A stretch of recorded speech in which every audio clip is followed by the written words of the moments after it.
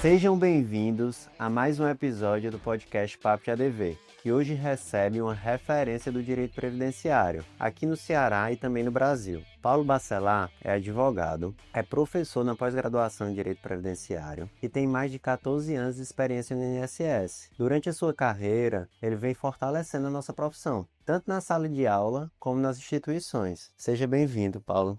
É uma honra te ter aqui no podcast. Obrigado, Daniel. Eu que agradeço o convite de estar aqui para mostrar um pouco aí sobre a minha trajetória e também ser uma fonte aí de inspiração para novos advogados que queiram entrar nessa área previdenciária. É muito prazer estar aqui. Que hoje são muitos, né? O mercado previdenciário aí tem sido bem visto pelos novos advogados, né? Ainda conta com a celeridade, né? O acesso ao cliente ele não é tão complexo quanto a empresas ou quanto criminal. E para abrir esse momento hoje, Paulo, eu queria me aproveitar dessa sua experiência, são mais de 14 anos, para entender esse mercado, a sua visão sobre a área previdenciária, até porque a sua visão ela é única, porque você foi servidor do INSS, inclusive ele conhecia ainda servidor, e hoje e já há algum tempo vem atuando quase que exclusivamente na área, não é isso? Perfeito. Atuo sempre na área previdenciária desde que eu saí do INSS, né? Deixei o serviço público. Muita gente pensa que eu me aposentei, né? Mas não, eu pedi exoneração mesmo do serviço público para advogar, para tentar fazer aquilo que eu não conseguia fazer como servidor, que é ajudar as pessoas, resolver os problemas, os processos. Na medida que o processo foi ficando cada vez mais digitalizado, sem o atendimento ao público, isso me trouxe mais uma perspectiva de querer atuar mais em prol do segurado, né? Então, que isso eu sentia muito como servidor, que era reconhecer direito, ajudar as pessoas, e isso por fora seria mais ativo nisso, né? Então, por outros motivos também que me levaram a sair de um serviço público, muita gente fala da estabilidade, mas eu queria realmente atuar naquilo que eu tinha conhecimento. Dentro do INSS eu me formei em Direito, como você disse, eu não era advogado, eu vinha da área de engenharia civil, então passei no concurso do INSS, gostei da área, comecei a me desenvolver na área previdenciária, assumindo cargos no INSS como gerente de agência, chefe de reconhecimento de direitos, mas nunca deixando de atender a população e analisar processos, que era o que eu gostava. Então, nisso, dentro do INSS eu passei a estudar, fazer direito, e dentro do direito eu entrei também na docência, né? Conheci o IBDP e comecei a dar aula, inclusive levando aos advogados o conhecimento da área administrativa e aí advogando desde 2019, né? Fiquei de 2005 a 2019 no INSS, 14 anos de experiência, e aí desde então como advogado previdenciarista no escritório nosso que é exclusivamente de previdenciário. Então, 14 anos foram só no INSS, Só no mas INSS, experiência e Então já previdenciário. faz aí 20 anos, né? 2005 a 2025, 20 anos só vendo previdenciário. É mais tempo do que alguns estagiários nossos que estão vivos aí. Mais tempo de idade, né? Mais tempo de idade do que alguns estagiários nossos têm.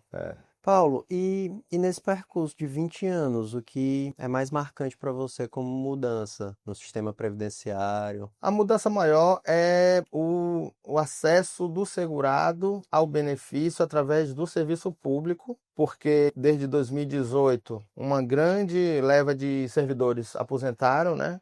E junto com isso o INSS pensou já no sistema digitalizado. Foi até bom isso, graças a Deus aconteceu isso por conta da pandemia, né? Na pandemia a gente precisou muito desse sistema digitalizado, a advocacia previdenciária não parou de trabalhar, os servidores do INSS não pararam de conceder os benefícios, então foi até uma fonte de renda para muita gente, porque na pandemia as pessoas continuavam recebendo seus benefícios e novos benefícios passaram a ser concedidos também. Então, mas por outro lado, afastou muito o segurado da instituição, INSS. Porque como servidor eu atendia as pessoas, eu explicava o direito para as pessoas e hoje não tem mais isso. O segurado ele sente muito falta desse atendimento humanizado nas agências, né? Não existe mais esse atendimento. E aí a faca e o queijo está para a advocacia. A advocacia que faz esse trabalho de atendimento à população. Então, para a advocacia, isso foi bom. Mas para o segurado, que não precisava antes, talvez, muito, tanto como hoje, de ter alguém especializado para analisar o seu caso, para explicar o seu benefício, fazer um planejamento previdenciário, isso mudou dos anos para cá. Curioso, porque recentemente até viralizou uma postagem do INSS que dizia: você não precisa pagar ninguém para ter o seu benefício, né? Alguns advogados se sentiram atacados, a OAB até se manifestou sobre isso. Como é que você vê essa situação? Porque, pela sua explicação, não é que precise, mas esse distanciamento faz com que vá surgindo uma necessidade de intermediação. Eu entendo um pouco esse lado do INSS, que como servidor, a gente pensava muito na proteção do segurado, né? Então, eu acredito, Daniel, que essa postagem, esse entendimento é mais para as pessoas que hoje não são especializadas. Não é para a advocacia essa parte, entendeu? É como se você falasse assim, olha, você não precisa contratar, ou não é nem contratar, mas você não precisa pagar um terceiro, alguém que se diga especialista, ou alguém que diga que quer ajudar e acaba cobrando. Não é para a advocacia isso, são para essas pessoas que se oportunizam dessa falha do INSS do atendimento para poder receber alguma coisa para eles. Então, é mais para esse lado. Mas eu acho que o INSS deveria focar também, além disso, falar não para pagar ninguém, mas é bom contratar um advogado especializado, explicar que a advocacia precisa ser especializada. É não só uma pessoa que esteja aventurando a receber um benefício, porque acha que é fácil, e que não é fácil, né? É uma área que realmente tem uma rentabilidade boa, razoável, mas que não é fácil.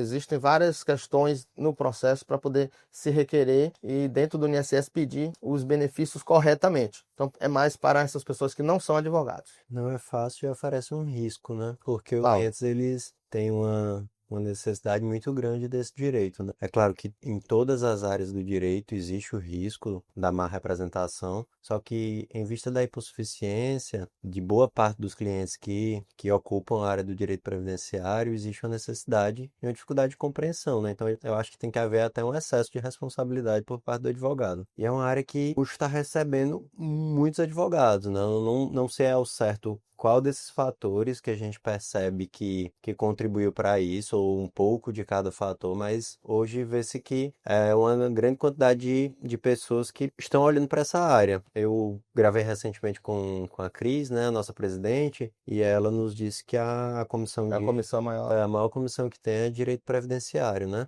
Isso, de certa forma, é, assusta um pouco os advogados que eles estão iniciando.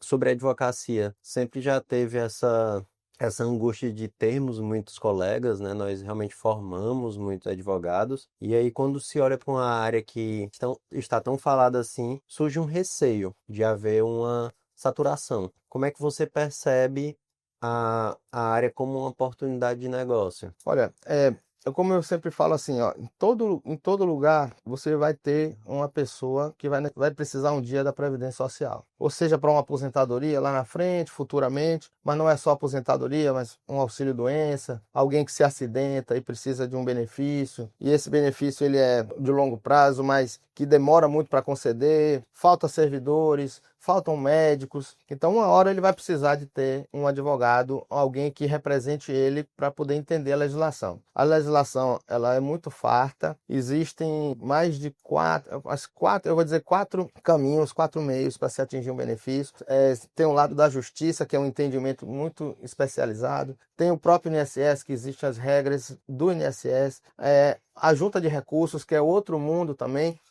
É uma via administrativa, mas tem as suas regras próprias. Nem sempre ela aceita as regras do INSS, mesmo sendo administrativo. Então, é uma área que você precisa estudar muito, precisa conhecer todos os caminhos. A gente se conheceu num curso, né, de pós-graduação, e que eu plantava a sementinha da via administrativa, onde a advocacia não queria conhecer a via administrativa, tudo era judicial. Então, se você tem um advogado que esteja aventurando e que venha para o previdenciário apenas pensando no dinheiro, mas entra com ação na justiça e perde esse benefício, aquilo ali é para sempre. Há uma coisa julgada. Então, pode ser que essa pessoa nunca mais possa se aposentar por um erro do advogado, por a falta de uma documentação. Então, precisa ter uma consciência das pessoas que querem vir para a área previdenciária, que ela precisa estudar, precisa se especializar, na verdade. E também especializar tanto na área administrativa, como hoje o tema 1124 do STF. Se você não entrar com o processo administrativo desde o início, que era a minha sementinha lá atrás, desde o início com toda a documentação correta, a justiça já não vai mais aceitar, né? Então, precisa ter essa consciência. É uma área que ajuda muitas pessoas. Eu sempre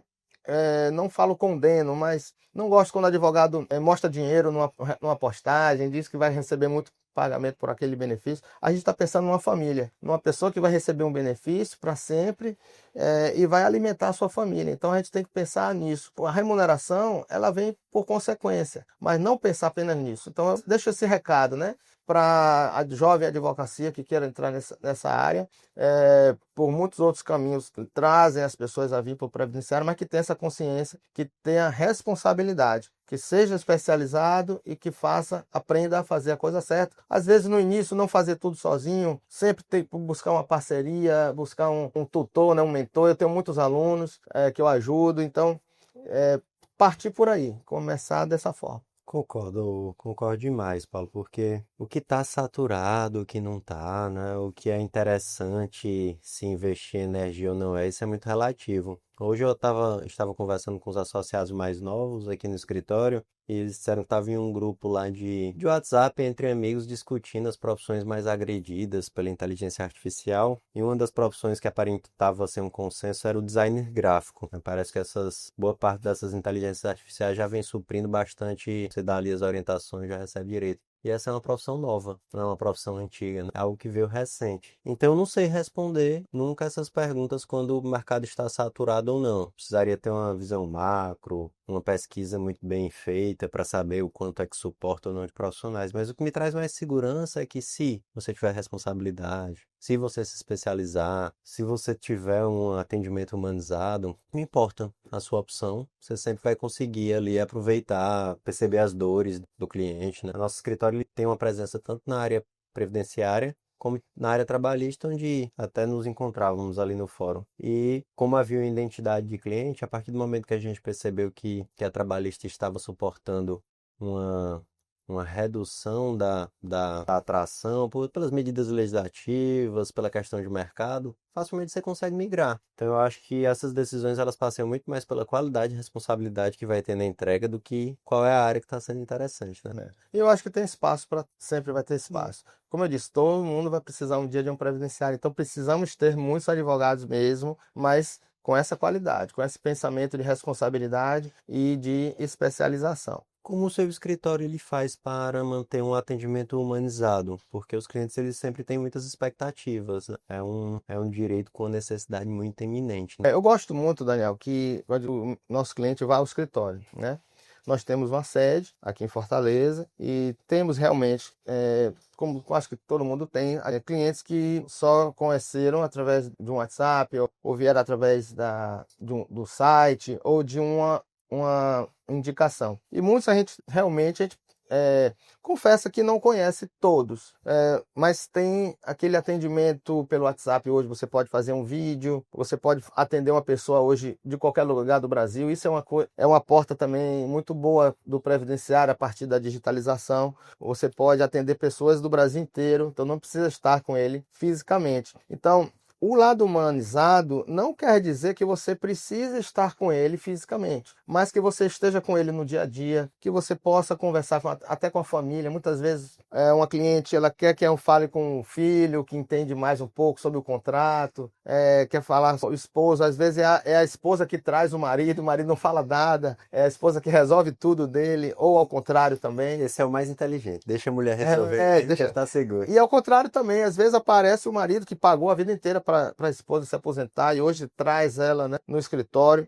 Então a gente tem que aproveitar essas mídias, essas ferramentas. Como eu disse, eu tive um relacionamento à distância há muitos anos atrás que não tinha nada disso, eu não via a pessoa durante meses. Hoje você pode ver o seu cliente, né?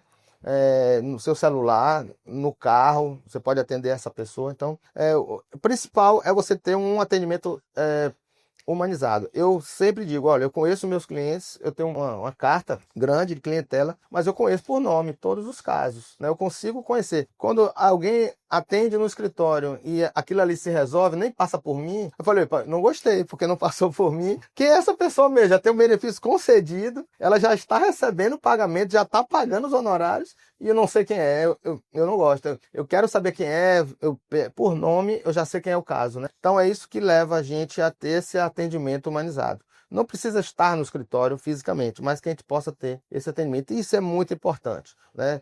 Eu não gosto quando o cliente não sabe nem quem é o seu advogado. Às vezes eu atendo perguntas de clientes não, mas de outras pessoas que me param na rua ou que falam comigo, porque o advogado tem um caso e o advogado não falou isso ou aquilo, mas ela não sabe quem é. Nunca foi lá no escritório, nunca recebeu uma ligação. E aí fica essa questão aí para as pessoas pensarem nisso, né? Ter realmente um contato com o seu cliente, isso é muito importante. Dentre tantos casos, existe algum que lhe marcou, assim, aquele momento que você lembra por que que escolheu essa área? Alguns casos.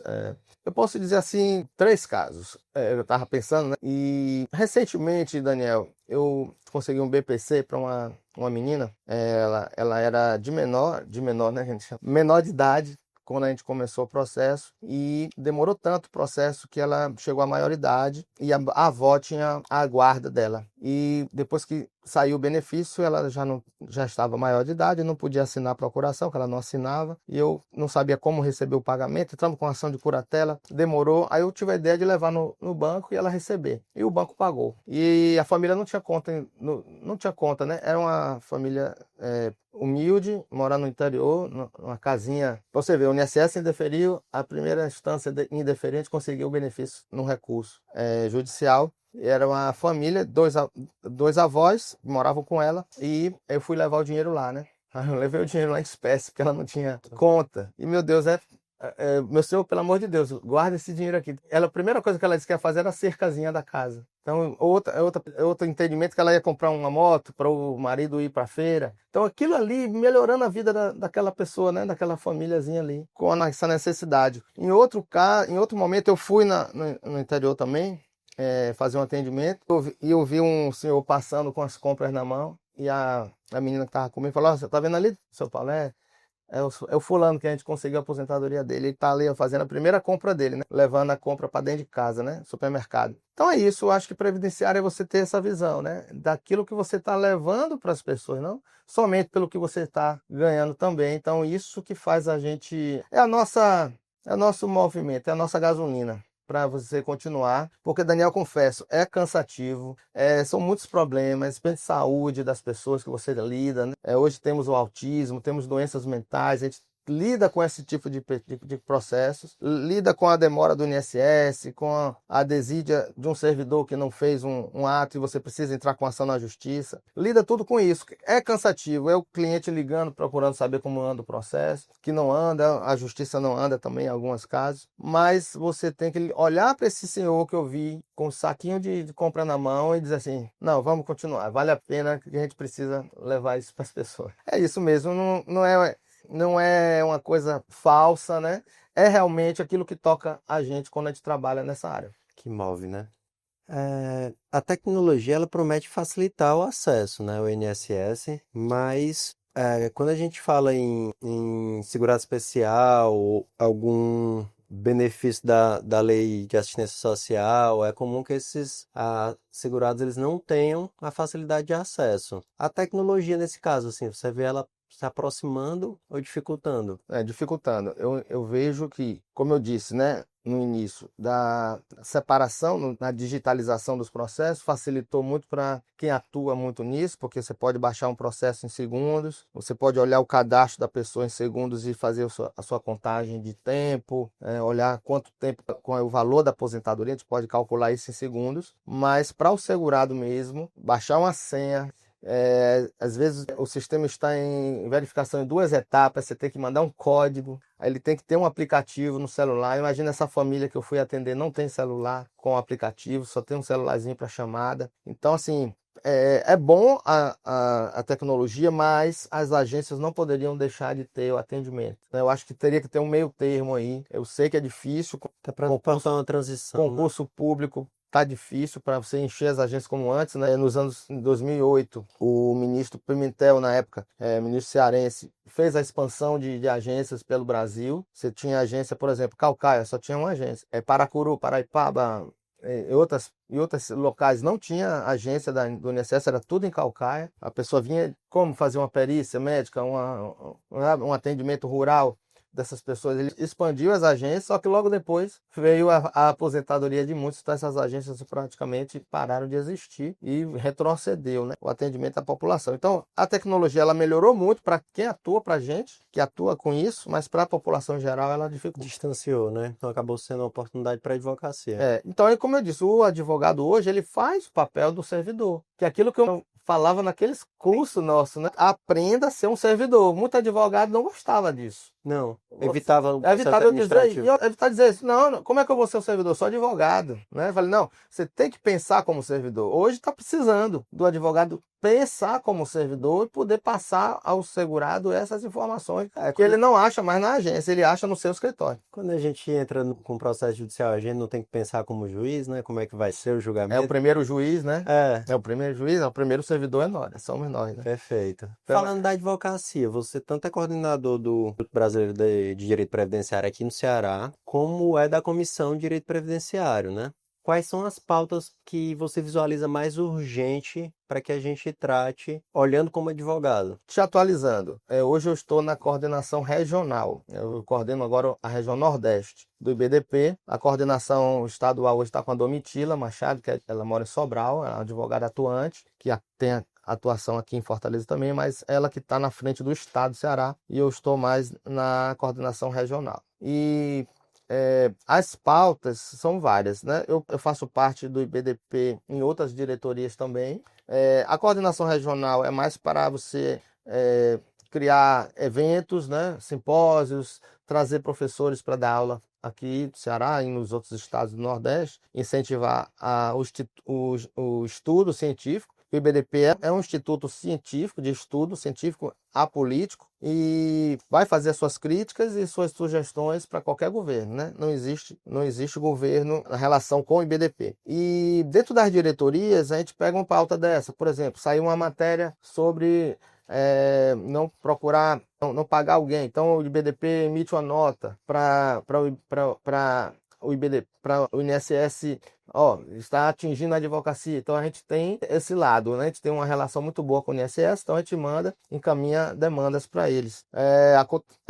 Houve uma mudança na legislação que os servidores não estão cumprindo. A gente faz uma nota técnica e manda para o INSS também para consertar esse entendimento administrativo. Então a gente tem uma atuação muito nessa parte institucional, né? Então tem qualquer questão que afligiu uma legislação, tem a diretoria de processo científico, que vai propor projeto de lei. O IBDP, junto com o deputado federal, propôs o projeto de lei para o pagamento dos honorários advocatícios da via administrativa. Então o IBDP está participando diretamente nesse projeto, né? Que é importantíssimo. Que é importantíssimo, que abargaria e acabaria muitas vezes com a inadimplência dos servidores. Que é uma inadimplência difícil de se administrar, tendo em vista a capacidade de pagamento do segurado. Exato, ele pode receber e não passar para o advogado. Então, é por isso que muitas vezes o advogado preferia a via judicial, porque tinha o destaque segurança do RPV. Então, para evitar ações judiciais desnecessárias, esse projeto seria importante. Então, a gente está atuando sempre nessa questão do estudo científico. E o que é que você observa hoje como maior erro do advogado previdenciário? Aquele que causa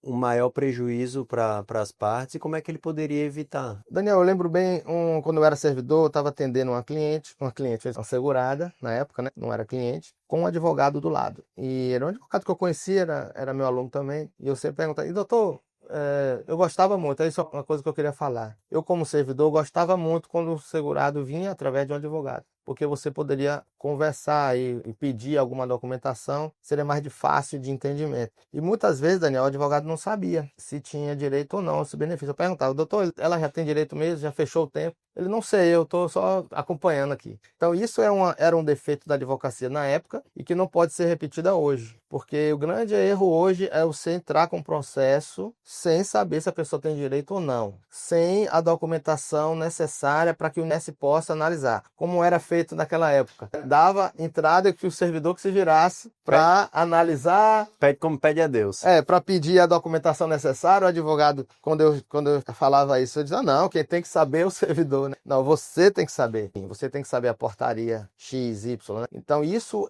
hoje é primordial. Já falava antes, mas hoje é primordial, porque a justiça já está entendendo assim também. Então, quando antigamente você entrava com o processo rural, sem entrevista, sem prova rural, para forçar um indeferimento, porque na justiça levava testemunhas e concedia o benefício. Hoje isso não acontece mais. A justiça vai dizer, não tem interesse de agir porque você não apresentou a documentação necessária para o INSS analisar. Então esse foi um pedido pro forma. Esse é o principal erro, né? Você tem que entrar com o processo já sabendo quanto é o tempo de contribuição dele, quais os acertos que o servidor tem que fazer para você citar onde o servidor tem que trabalhar. É exatamente isso, Daniel. Você precisa que você faça isso. Faça uma guia de complementação de salário mínimo, encerre o vínculo na data X, de acordo com a carteira de trabalho anexa, e eu saber o valor também da aposentadoria. Eu lembro de um caso que eu fiz em parceria com a advogada, que ela lutou 4, 5 anos para conceder um benefício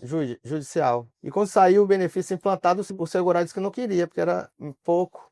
Não tinha essa informação no processo, né? Ela não falou para ele, você vai receber? Vai querer? Não. Entrou com o processo, ganhou, mas não quero. Não soube nem o que estava. Esse é um exemplo grande, né?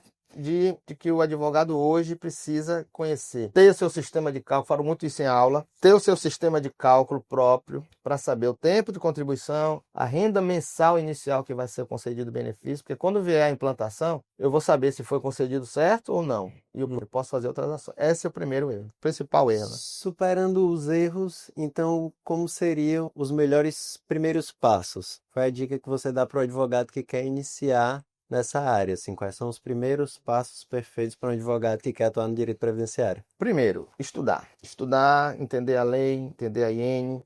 Uma vez, uma palestra, eu falei na importância da IN, Instrução Normativa, e que a Constituição Federal era por último. Um advogado se levantou e disse que ia embora, que não queria ouvir aquilo que eu estava falando, porque como é que pode a Constituição ser por último, né? Mas você ter esse entendimento. Entendimento de que você está entrando na via administrativa. Então, ali é o mundo administrativo. O servidor ele só vai poder fazer o que está ali nas instruções dele, em primeiro lugar. A Constituição vai servir para você entrar com ação judicial, você pedir um recurso, depois. Mas ali no início, eu preciso conhecer a IN. Então, o primeiro passo é você estudar, saber a legislação pertinente na via administrativa, fazer cursos, né? Entrar numa pós-graduação, porque a gente sabe que a graduação não te dá todas as ferramentas. De forma alguma, é até optativo, né? Cadeira de É optativo, muitas faculdades é optativo. Então, estudar, fazer uma pós, fazer cursos, não só em pós-graduação, fazer cursos separados. A previdenciária tem vários ramos, não só dentro da previdenciária, tem vários ramos, né? Aposentadoria rural, aposentadoria especial já é outra coisa, benefício por incapacidade já é outro ramo. Então, estudar, ter a responsabilidade, pensar que você está dando entrada num processo que vai gerar uma renda para uma família. E aí, esse é o primeiro caminho e é o principal caminho dali para frente. É só aprender e curtir quando você vê um benefício concedido com a sua ação, com o seu cuidado, com a sua proatividade, né? E tocar o sinozinho quando o benefício é concedido, como a gente faz lá no escritório. E muda a história de uma família, né? E alimentar uma família, pensar nisso. E o que é que o Paulo diria para o Paulo que estava iniciando a carreira ali na advocacia previdenciária?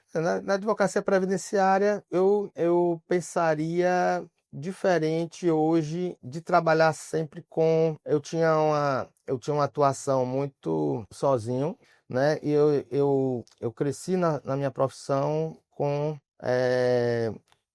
alguém do meu lado, né? Uma sócia, né? Então, eu não faria como eu fiz no início, né? Que trabalhar sozinho. Então, para mim, hoje é importante você ter alguém com você, porque hoje a advocacia previdenciária não é só você ter conhecimento técnico, mas você ter gestão. Então, você pensar hoje na gestão do seu escritório financeira, não ter uma visão apenas de remuneração, mas de ter uma visão de gestão para você crescer e ter qualidade naquilo que você faz e dali para frente você poder melhorar a sua advocacia, porque ninguém faz nada sozinho. Hoje eu me vejo muito no meu sucesso, parte do meu sucesso na minha profissão, por conta de uma sócia que trabalhava numa área trabalhista, mas que trabalhava muito com gestão, um escritório grande, que me trouxe para mim esse conhecimento da gestão. Então, pensar na gestão também, não só na parte técnica, de você protocolar um benefício, não. Pensar em manter o seu escritório e ter sucesso na sua profissão, não só na concessão dos benefícios, mas também na gestão do seu negócio. Pensaria diferente só nisso. Meu amigo, muito obrigado, muito legal, vamos agregar bastante. Obrigado a vocês e espero que eu possa aí ter dito aí coisas que as pessoas possam refletir e melhorar na sua advocacia, que é o que todo mundo quer. Perfeito.